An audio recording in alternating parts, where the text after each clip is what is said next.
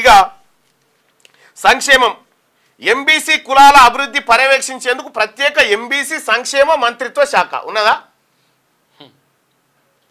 ఇక అన్ని బీసీ కులాల సమగ్రాభివృద్ధికి కార్పొరేషన్ల ఏర్పాటు, బీసీ యువత చిరు వ్యాపారాలు నిర్వహించుకునేందుకు ఉన్నత విద్య కోసం 10 లక్షల వరకు పూచీకత్తు లేని వడ్డీ లేని రుణాలు. ఎవరికి ఇచ్చిన ఒక్కరిని చూపెట్టరు ఈ రాష్ట్రం.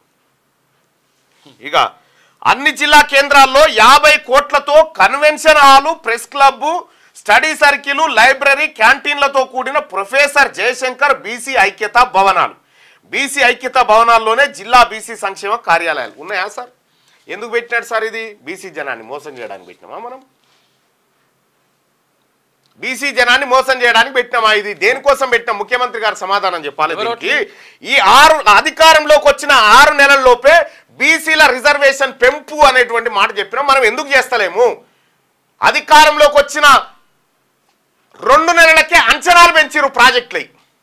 ఆ ప్రాజెక్టులు కాంట్రాక్టర్లు మా బీసీలు కాదు, మొత్తం రెడ్లే, ఆంధ్ర వాళ్ళు వీళ్ళే దోపిడి. మా బీసీలకు ఏం దక్కింది? ఇడా కార్పొరేషన్ పదవి ఇస్తే మనకు కుర్చీ, ఒక గన్మెను, ఒక అటెండరు, ఒక కారు, నెలకు 1 లక్ష జీతం. ఈ ఖర్చు ఎట్లా పెట్టిరు? గత 10 ఏళ్ల నుంచి వచ్చినటువంటి అనుభవము ఇక్కడ మేము భగవద్గీతగా భావిస్తున్నటువంటిది. ఇది ఎవరో కాదు, మా నాయకుడు రాహుల్ గాంధీ గారు చెప్పినటువంటి మాటను ఈ ముఖ్యమంత్రి గారు ఎందుకు ఇంప్లిమెంట్ చేస్తలేరు? రాహుల్ గాంధీ గారి పరువు తీయడం కోసమా? ఇది దేనికోసం జరుగుతూ ఉంది ఈ కార్యక్రమం అంతా? ఇవాళ రాహుల్ గాంధీ గారిని బీసీలకు దూరం చేసేటువంటి కుట్ర ఎందుకు చేస్తూ ఉన్నారు? ఇది ఎంబీసీ కులాల్లో ఇగో మనం ఓట్లు ఎవరికేసి, ఓట్లు వాళ్ళకేసి, మనం వేసిన ఓట్లు ఒక ఆయన ఓ చర్చ, ఓసీలు 21% మంది, ఓసీలు లేరు, ముస్లింలలో 14% చిల్లర ఉన్నారు. సరే అది అటు పెడితే ఈ 10 ఏళ్లలో 10 ఏళ్లలో పెట్టినటువంటి ఖర్చులు ఇవన్నీ ఊడితే కూడా, ఈ ఖర్చు పెట్టి అన్ని తీస్తే కూడా 1000 కోట్లు కావు. బీసీ మొత్తానికి పెట్టిన ఖర్చు 711 కోట్ల 10 ఏళ్లలో. బీసీ ప్రజలారా ఒకసారి ఆలోచన చేద్దాం. ఎవరి కోసం పనిచేస్తున్నాం, ఎవరి కోసం వేస్తున్నాం?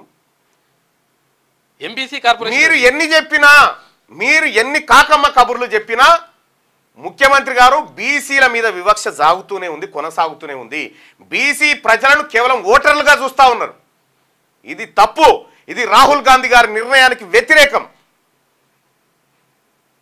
మీకు ఈడబ్ల్యూఎస్ కోటా ఏందో తెలియదా? మీకు తెలియదా?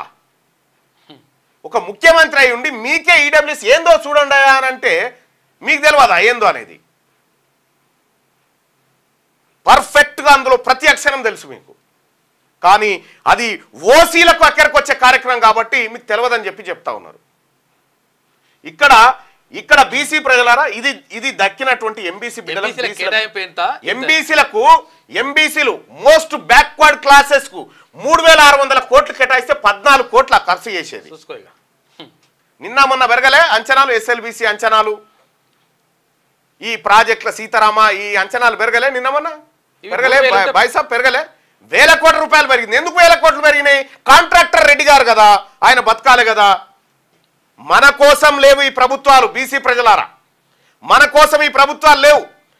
కేవలం వాళ్ళు బతకడం కోసం మన శరీరాలను వాడుతూ ఉన్నారు. ఏ నైచలేగా రాహుల్ గాంధీ సాబ్ చెప్పినట్టుగా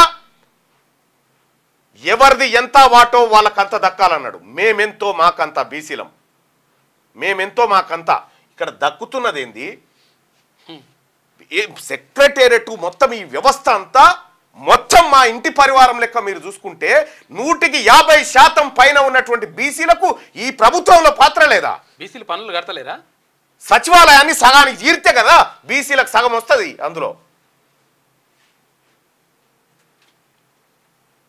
52% ఉన్నటువంటి 52% పైచిలకు ఉన్నటువంటి బీసీలకు నిధుల కేటాయింపుల్లో జరుగుతున్నటువంటి ద్రోహాన్ని సరిచేయాల్సినటువంటి మనం సరి చేస్తామని చెప్పి ఎన్నికలకు పోయినాం. నేను కూడా ప్రజలకు చెప్పిన, ప్రజలారా కాంగ్రెస్ పార్టీ అధికారంలోకి వస్తే 6 నెలల్లోన మన తలకాయ లెక్క పెడతా అంటుందని నేను కూడా చెప్పిన. మన బతుకులు మారుస్తా అంటుండు రాహుల్ గాంధీ గారు అని చెప్పిన. రాహుల్ గాంధీ గారి మాటని చెప్పిన కానీ మీ మాటని చెప్పలే. మీ మాటని చెప్పలే. నేను ముఖ్యమంత్రి గారు బీసీలకు అన్యాయం జరుగుతుంది, అన్యాయం చేస్తున్నావు, ఇది తప్పు, ఇది కాంగ్రెస్ పార్టీ విధానాలకు వ్యతిరేకంగా ఉంది. మనం పెట్టిన మేనిఫెస్టోలో ఏం అమలు చేసిరు చెప్పు సార్.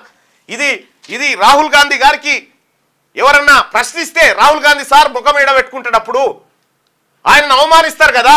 ఇప్పుడు ఏమి ఇంప్లిమెంట్ చేస్తున్నాం ఇందులో? టైం బాండ్ కూడా అయిపోయినాం కదా, టైం బాండ్ కూడా పెట్టుకున్నాం కదా. మనం ఏం ఇంప్లిమెంట్ చేస్తా ఉన్నాం? రాహుల్ గాంధీ గారు తలదించుకునే పని ఎవరు చేసినా ఎట్టి పరిస్థితిలో ఉపేక్షించడానికి వీల్లేదు. బీసీ ప్రజల ఓట్లు వద్దని చెప్పురు సార్, మేము మీకు అమలు చేయలేదు, మీరు మాకు ఓట్లే ఎక్కురని చెప్పు, పిలుపునియండి చూద్దాం. ఒకవేళ బీసీ ఇక్కడ చూడ్రి, కేటాయింపులు 8,000 కోట్లు, ఖర్చు 911 కోట్ల. ఎస్ఎల్బీసీ కేటాయింపులు ఎంత? మొన్న ఎందుకు పెరిగినాయి? అంచనాలు ఎందుకు పెరిగినాయి? దానికి డబుల్ అయిపోతున్నాయి. ఎవరు కాంట్రాక్టర్లు? ఎవరు? కేశవాపురం ప్రాజెక్టు ఇడ కడుతున్నామని చెప్పి మొబిలైజేషన్ అడ్వాన్స్ 2,500 కోట్ల రూపాయలు, 2,500 కోట్లు తీసుకురు. తట్టెడు మధ్య ఎత్తలే, ఆ పైసలు ఎట్టుపోయినాయి? ఇటుక కూడా పెట్టలేడు. ప్రాజెక్టుల పేరు మీద ఎవరు డిమాండ్ చేసిండు ఇప్పుడు మిమ్మల్ని ప్రాజెక్టులకు అంచనాలు పెంచాలని? ఈ మెజారిటీ ప్రజలు డిమాండ్ చేస్తున్నటువంటి అంశాలను పక్కకు పెట్టి బీసీల నోట్లో మట్టి కొట్టి ఈడబ్ల్యూఎస్ రిజర్వేషన్ తీసుకొచ్చి ఈయన కామారెడ్డి నుంచి వచ్చింది గరాబాయ్ పంపి మరి ఎందుకు పంపి రైట్. ఇక్కడ బాబు ఆయన ఉద్యోగం ఉన్నట్టుండు. రైట్, ఇక్కడ కామారెడ్డి డిక్లరేషన్ మనమే ఇచ్చి మనమే ఇంప్లిమెంట్ చేయకపోతే మనని ఎట్లా నమ్ముతారు సార్ జనాలు? నమ్మకం అంటే సోనియా గాంధీ కుటుంబం, ఆ తల్లి మాట ఇస్తే నెరవేర్చి తీరుతుంది. రాహుల్ గాంధీ గారు మాట ఇస్తే నెరవేర్చి తీరుతారు. వాళ్ళది ఆ ఐడియాలజీ. ఇలా వాళ్ళను బీసీలకు దూరం చేసేటువంటి ఓ కుట్ర, భారీ కుట్ర ఎందుకు జరుగుతూ ఉంది? ఇవాళ బీసీ ప్రజలంతా ఏమనుకుంటారు? రాహుల్ గాంధీ గారు మీరు వచ్చి చెప్పారు, మేము ఓట్లేసినాం, కానీ మీ మాట నిలబెట్టుకోలేదని చెప్పి మిమ్మల్ని అనరు, రాహుల్ గాంధీ గారిని అంటారు. ఆయన మాటగా మేము ప్రజలకు చెప్పినాం, ప్రజలారా ఈసారి కాంగ్రెస్ పార్టీ కోటేయండి, రాహుల్ గాంధీ గారి మాట చెప్తుండని మేము ప్రజలకు వివరించినాం. పోనీ బీసీల ఓట్లతో గెలవలేదా? మన రెడ్ల ఓట్లు ఎన్నిసార్లు? మొత్తం ఇక్కడ ఎన్నిసార్లు ఉన్న ఓట్లు? 6.98% మొత్తం ఓసీలు. అందులో రెడ్డి సామాజిక వర్గానికి సంబంధించిన వాళ్ళు కేవలం 3% మంది కూడా లేరు. మొత్తం జనాభాలో రెడ్డిల జనాభా 10,05,000 చిల్లరనే. మరి దాంతోనే మనం గెలిచినవా? కాదే. ఓట్లు బీసీల దగ్గర తీసుకొని బీసీల నోట్లో మట్టికి వస్తూ ఉంటే బీసీ నాయకత్వం మాట్లాడకపోతే ఏం చేస్తుంది? క్యూ న్యూస్ ఛానల్లో పనిచేయటకు అనుభవం గల సీనియర్ వీడియో ఎడిటర్స్ కావాలను సంప్రదించవలసిన నెంబర్ 8688926084. qnewsads@gmail.com ను సంప్రదించండి. లైక్ చేయండి.